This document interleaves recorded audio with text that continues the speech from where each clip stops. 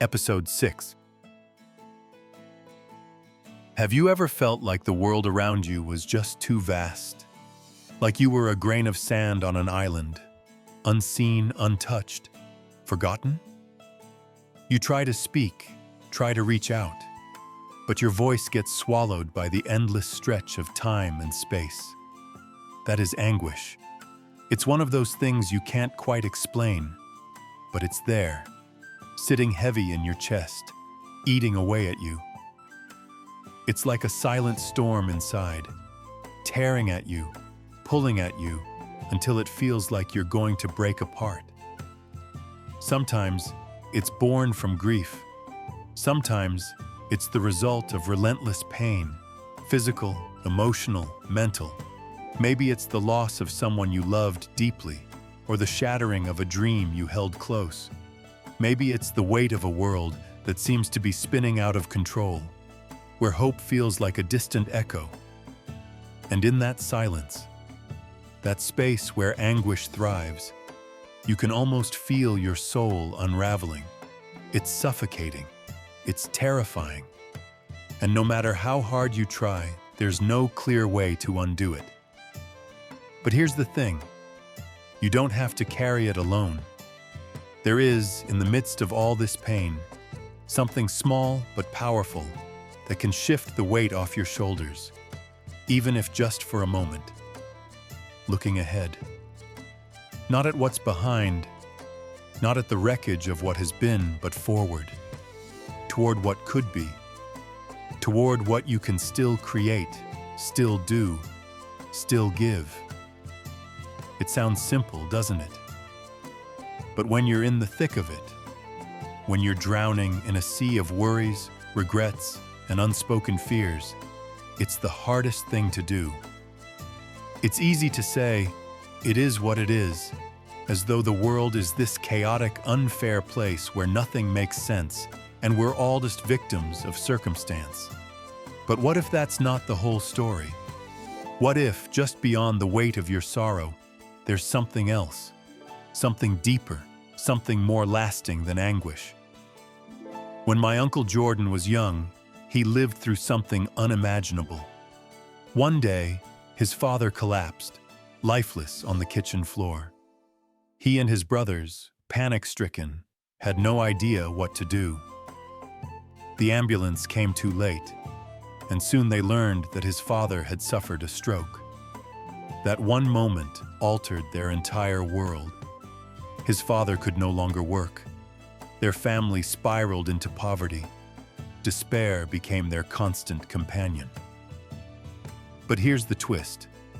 Out of their anguish, they found a path to light. My uncle's family, in their desperation, turned to prayer.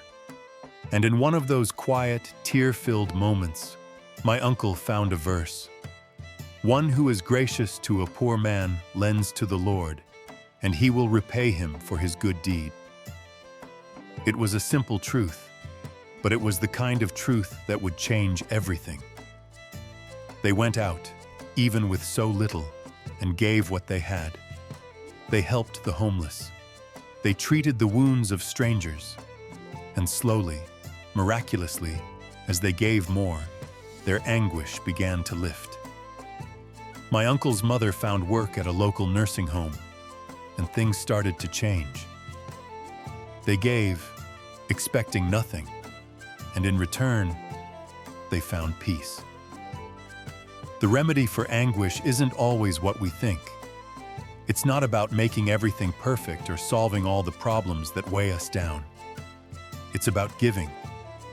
Giving when it seems like we have nothing left to offer. It's about reaching out to others when our hands are trembling and our hearts are aching.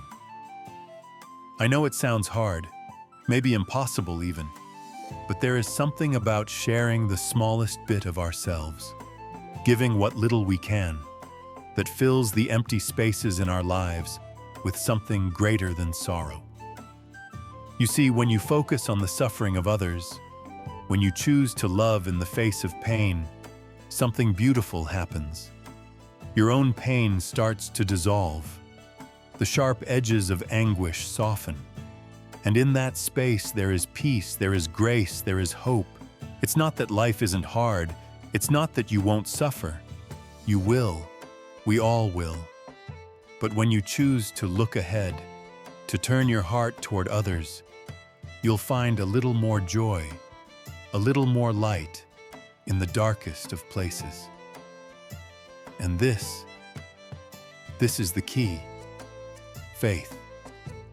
It's the quiet knowing that even in the midst of despair, even when you can't see the end of the tunnel, there is a path forward. That's what Jesus meant when he said, "Do not worry about your life. Life is more than food, and the body more than clothing." Don't let the weight of your burdens keep you from seeing what is possible. Your journey here, it's a brief one. Everything passes. Anguish too will pass. So when you're feeling like life is too much, when the anguish feels like it will never end, remind yourself, look ahead. There is always more to give, more to become, and more to experience. There is grace in giving. And as you give, your heart will heal.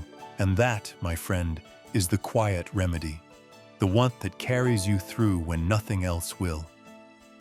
I am Nelly Ferrari, and I live the Kodach Secrets.